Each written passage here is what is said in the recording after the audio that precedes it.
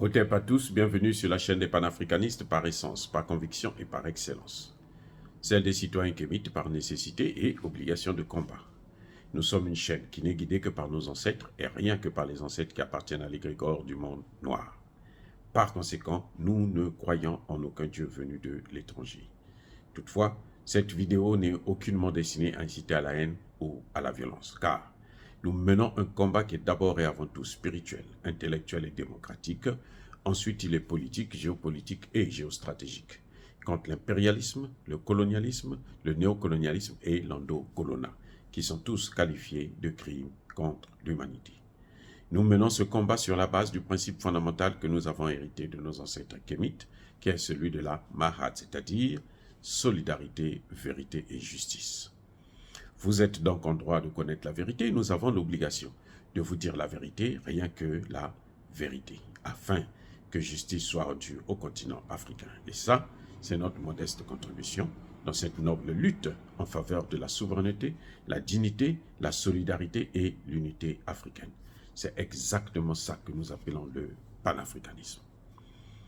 Bien-aimés frères et sœurs, tout le monde s'attendait à ce que la Russie puisse être essoufflée dans cette guerre en Ukraine. Le plan de l'OTAN, c'était de faire en sorte que la Russie puisse être affaiblie en armement, afin qu'eux-mêmes ils puissent rentrer en guerre et disloquer la Grande Russie, pour avoir accès facile à la Chine. Les choses ont mal tourné pour eux. Les choses ont mal tourné non seulement pour Zelensky, mais pour l'OTAN. Parce que la Russie, aujourd'hui, a toujours les moyens financiers. Économiquement parlant, vous avez la Chine et l'Inde qui sont devenus les grands acheteurs des produits russes. Et c'est des milliards de dollars qui rentrent chaque année, chaque mois. Donc, sur le plan économique, la Russie a l'argent pour financer la guerre. Maintenant, sur le plan purement militaire, et là encore, la Russie ne fait pas cadeau. Les entreprises d'armement en Russie tournent à plein régime. Les Occidentaux eux-mêmes le reconnaissent. Vous savez qu'il y a des villes-usines en Russie. C'est-à-dire que toute une ville, c'est carrément une usine. Tel que là où ils fabriquent les chars à 160 km de Moscou. La Russie aujourd'hui vous produit par an 2000 obus. Alors que l'Union européenne et l'OTAN, j'allais dire, pardon, c'est-à-dire l'Union européenne, l'Angleterre et les États-Unis, ils fournissent à peine 500 obus par an. Donc la Russie fait 2 à 3 fois plus. Surtout depuis la fin de la guerre.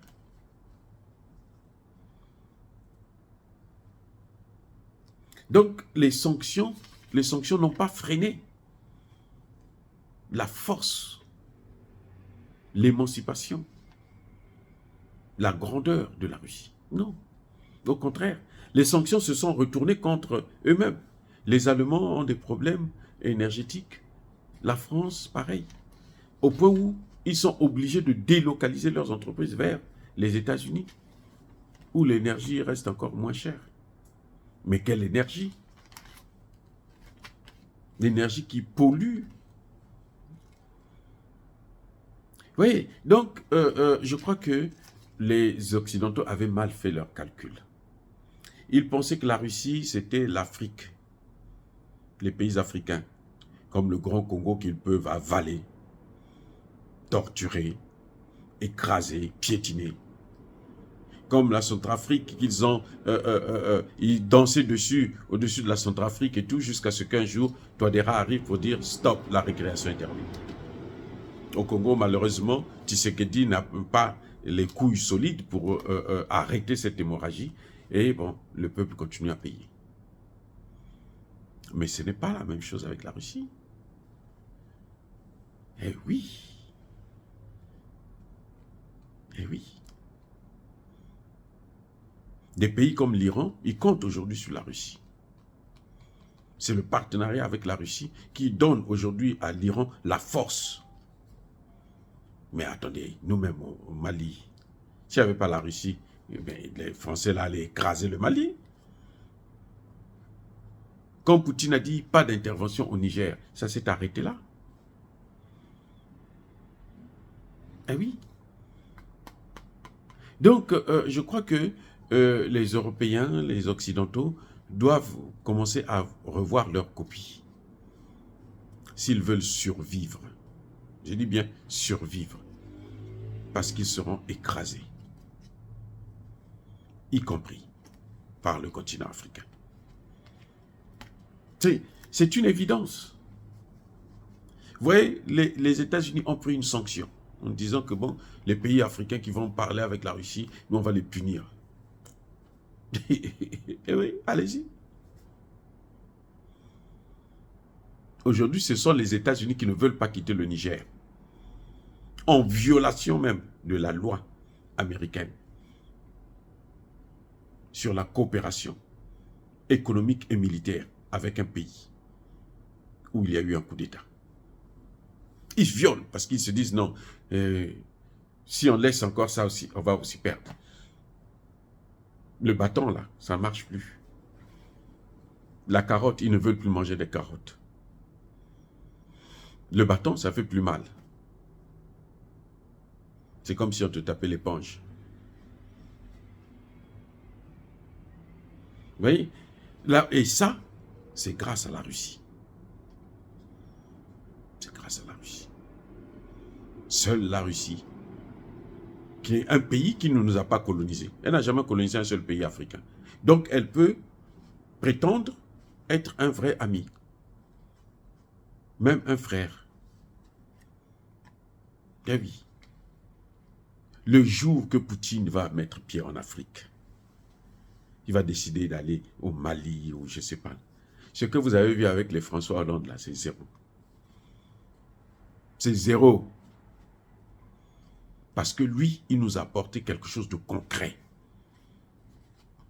Il fait la guerre pour nous. La guerre en Ukraine, là, en fait, ce n'est pas seulement pour la Russie, c'est pour nous, pour l'Afrique. C'est cette guerre qui a ouvert les yeux aux Africains pour dire que mais les États-Unis, la France que vous craignez là, c'est rien. Aujourd'hui, le Mali est capable de mener une guerre conventionnelle contre la France et gagner cette guerre. Le Mali est capable de le faire. Parce que Poutine nous a montré qu'ils ne valent rien. Regardez là, il n'arrive plus à financer la guerre de Zelensky. Il n'arrive plus. Parce que ce n'est pas des gens sérieux. Et Poutine l'avait dit. Eux là, vous ne comptez pas sur eux. Si vous comptez sur eux, vous allez souffrir. Ils se sont accaparés des milliards de Poutine. Mais Poutine va prendre... Justement, c'est avec ces milliards-là qu'il prend le Donbass. Il peut même aller plus loin. Puisqu'on lui a pris son argent. C'est comme s'il avait acheté les terres de l'Ukraine. À cause de l'Ukraine, on lui prend son argent. Eh bien, il a acheté les terres.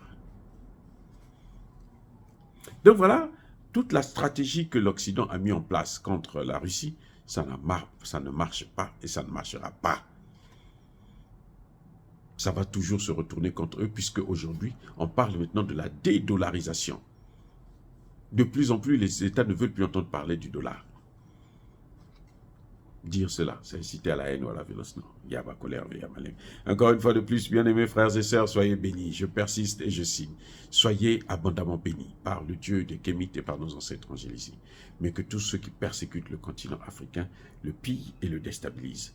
Qu'ils soient noirs, blancs, chinois, arabes, indiens ou qui qu'ils soient punis, maudits, foudroyés, neutralisés, écrasés, effacés par ce Dieu des Kémites et par nos ancêtres angélisés. Vive l'Afrique éternelle, j'ai dit et j'assume.